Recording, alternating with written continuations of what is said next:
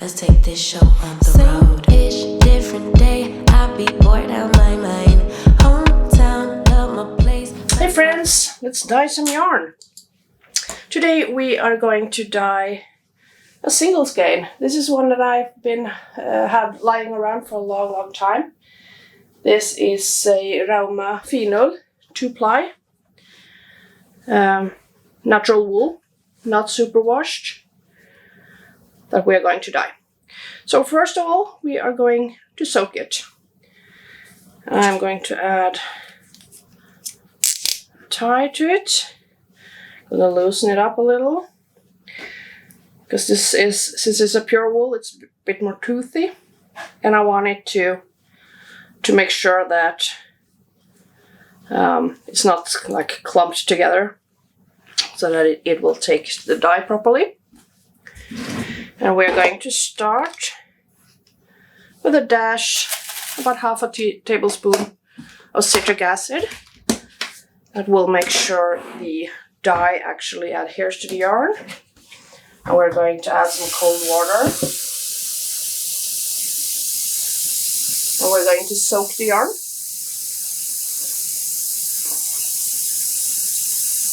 There we go.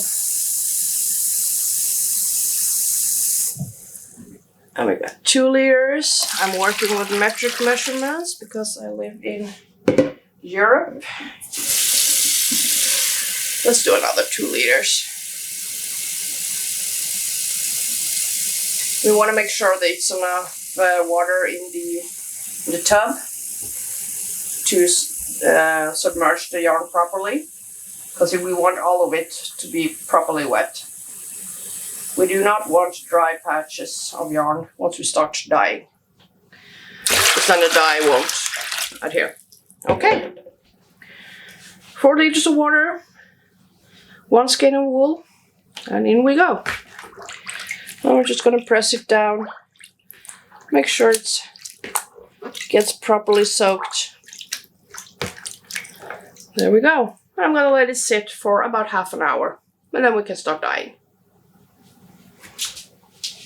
The yarn is ready to be dyed. It has been soaking for a little over half an hour, so it's all wet. And I'm thinking today that I'm going to do a simple 1 color for this one. And I'm thinking I'm going to use this one, Jacquard acid dyes in the color Emerald. And what I'm going to do is I'm going to mix the dye. I'm using a small pan today, since it is just 1 skein. So I'm going to mix the dye directly in the pan today. So let's start with that. I'm going to move things around a little bit here. I come prepared. I have poured the water already. I'm going to use 4 liters of water here. Here we go. I have my tools here. So I'm going to add in a little bit of water first in the pan.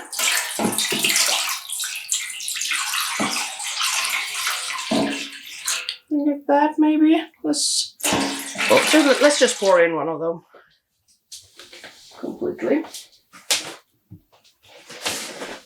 And we will put on our face mask. Always wear one of these when you're dyeing, because this is a very fine powder and you do not want to inhale it and get it in your lungs. So put on the mask. And this type of mask is absolutely sufficient for this. And let's grab a little dye. Let's start with that first. Just add it in there. And we'll use our coffee frother to make sure it dissolves. Ooh, look at that color. That is really nice.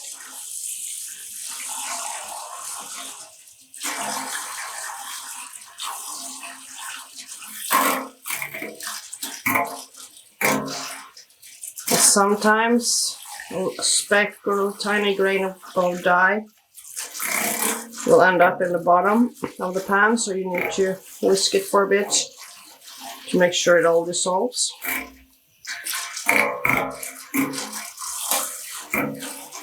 Something like that. I think we're happy with that.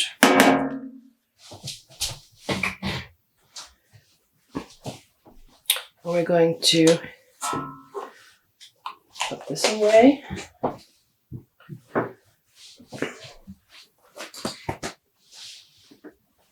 We're going to add in the rest of the water.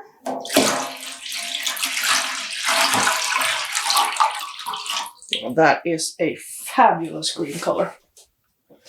Absolutely stunning.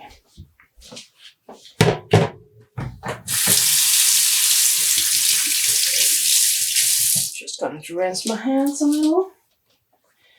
And we are going to add the yarn.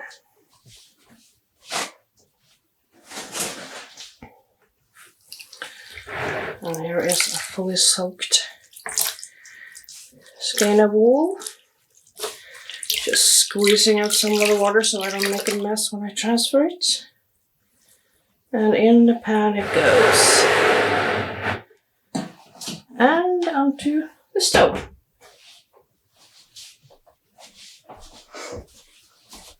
Since this is a small pan, you only need to use the one hot plate. I'm grabbing my big spoon to make sure all the yarn gets covered in the dye. And I have to be careful here because this is wool, and wool tend to felt if you agitate it too much. For now it's not a problem because the water isn't warm yet. As long as the water is still cold, you're good. As soon as the water is hot, you have to be really careful how much you agitate the yarn. There we are. We are also going to add a tablespoon of citric acid. Or it can be a little less. Just to make sure the dye adheres properly to the yarn. It's a combination of the dye and the citric acid and the heat that will make the dye stick to the yarn. As you can see, the yarn or the water is very, there's a lot of dye in the yarn here. And what we're looking for is the dye to exhaust and the water to be clear, or as clear as possible. It's starting to get warm here. So we're going to let it heat up a bit. We are heating up the pan. You do not need to boil it. It just needs to be hot. So you don't want to boil your yarn.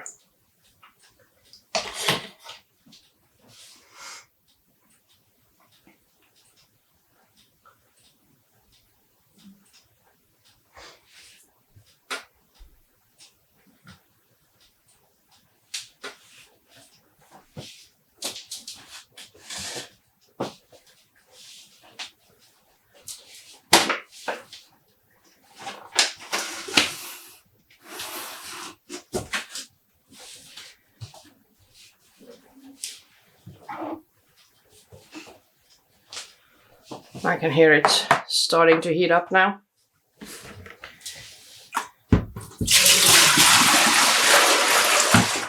Just pouring out the water we used to soak the yarn. There's no stress when doing this. It's a calm activity. A bit of mindfulness.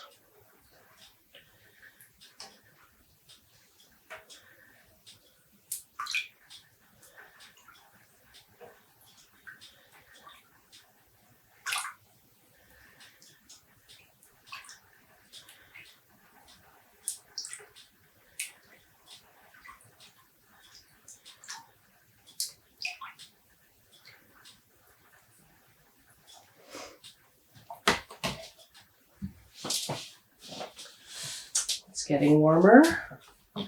Turn the heat down a little bit since I don't want it to boil. And I'm just gently moving it around. Again, I do not want it to felt. And this is not superwash treated. When a yarn is superwash treated, it will not felt. And when it isn't, it will, most of the time. So, the water is still very saturated. It's a gorgeous color though. I really like that.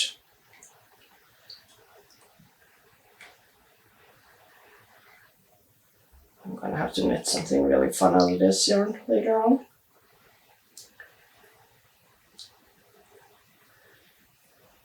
I'm just gonna let it sit while it continues to heat up.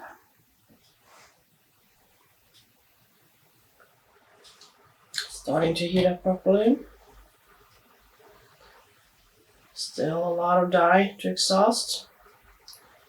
This is not a race, it's a marathon. Or an ultra race maybe. You should never stress while dyeing yarn.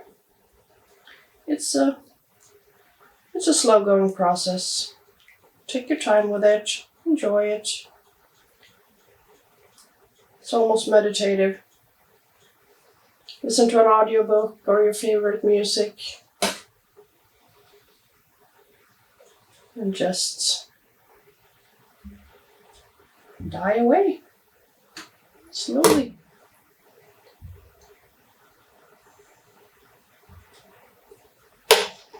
There's something to watch out for. The tie-offs. Where the yarn is bunched together. You could loosen that before you start dyeing, or just make sure you poke that area so that you get dye on all the strands of yarn.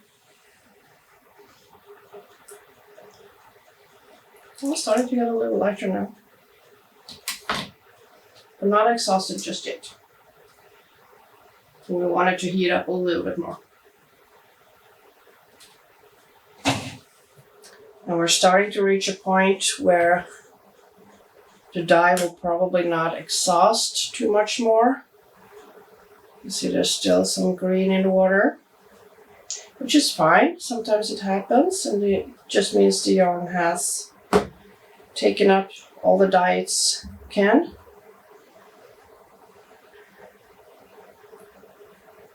I will say this though.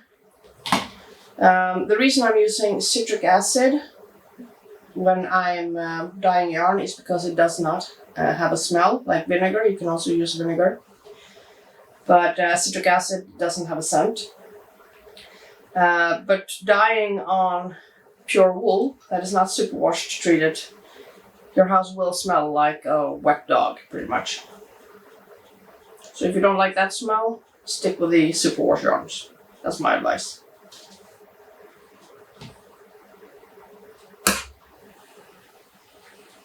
You can tell there's some green left. Not a lot, but some.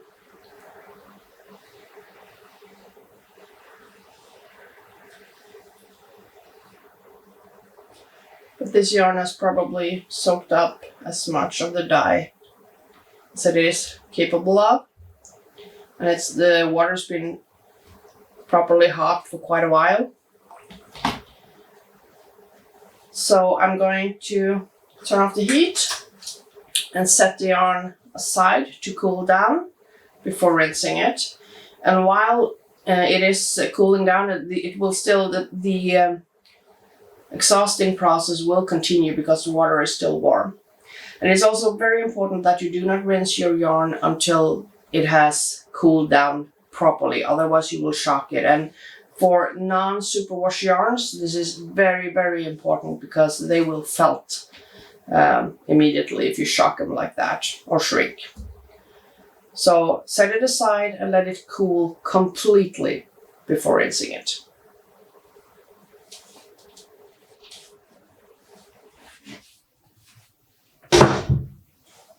And that's it. it's just gonna sit and cool down. The yarn has cooled off completely and we are ready to rinse. I'll be rinsing mine in this plastic tub. You don't need it, you can do it directly in the sink, but I prefer this one. I'm adding in some soak, which is my favorite. I do have these in my web shop if you want some, like the smaller bottles. But you can also use shampoo, or you can use whatever you use to do your dishes. It's fine. The only difference is that with this one you don't have to rinse more than once. You can just leave this in. If you use anything else, you'll have to rinse another time. To me, it really doesn't matter because I will be rinsing twice anyway, just to be on the safe side. So I'm filling up this tub with cold water. This is absolutely cold. I don't want to shock the yarn. That should be enough. And I grab the yarn by the zip tie. I just squeeze out the excess. And we'll tuck it in the water. You can just pour this out because it's just pure water now. All the dye has exhausted, and I have just a bowl to put the yarn in after rinsing it. Going to give it a little bath.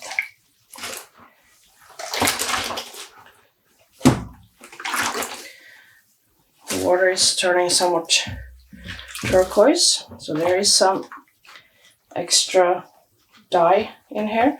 Also beware of the zip ties. There can be some specks of dye in those, so make sure you get those under the water as well and rinse them.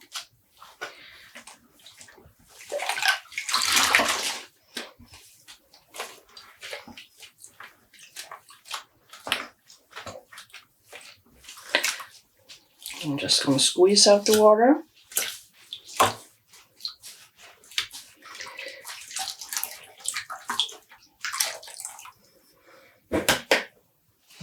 Can you see the color of the water? Let's move you a little closer. It is quite turquoise.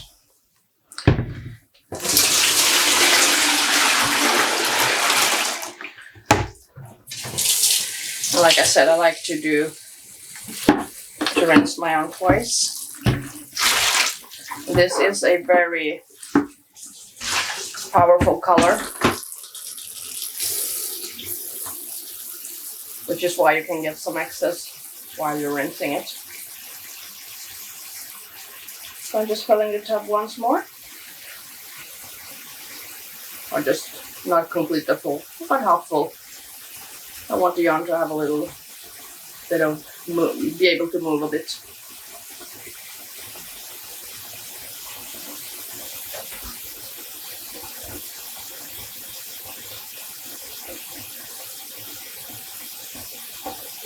A little bit more.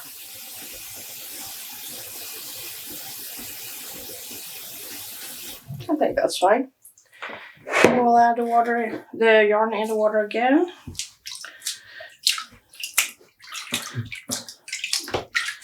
Put it in here. Give it a little bit squeeze. Don't want to mess too much with it because it's just going to tangle. So I'm just shaking it about a bit. Dunking it a few times. So you can see there's a lot of blue. More turquoise. Letting go still. And I'm going to move the zip tie a little bit.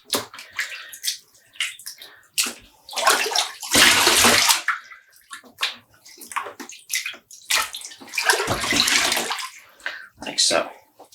I'm just going to squeeze the water out.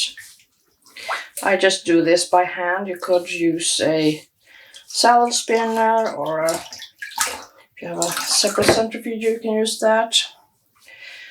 And I don't twist it, I just squeeze it. And I don't mind that there's some excess dye color here. That is quite normal for such a hefty color. What I'll do is when washing whatever I make with this yarn, I will just wash it separately the first few times, as I would any garment that has a lot of color when you buy it at the store. So that's it. We're just going to hang it to dry. Beautiful emerald color. And I just dry it on a regular drying rack.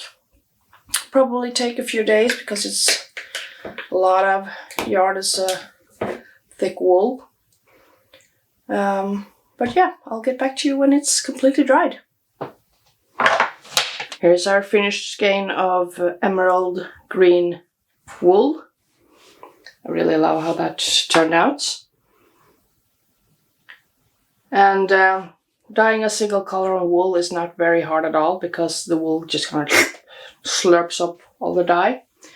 And dyeing speckles and such may be a little more difficult, but doing just one color is not too hard at all. I hope you enjoyed the video, and I would love to see what you make. If you're dyeing on pure wool yourself, please tag me. I'd love to see it.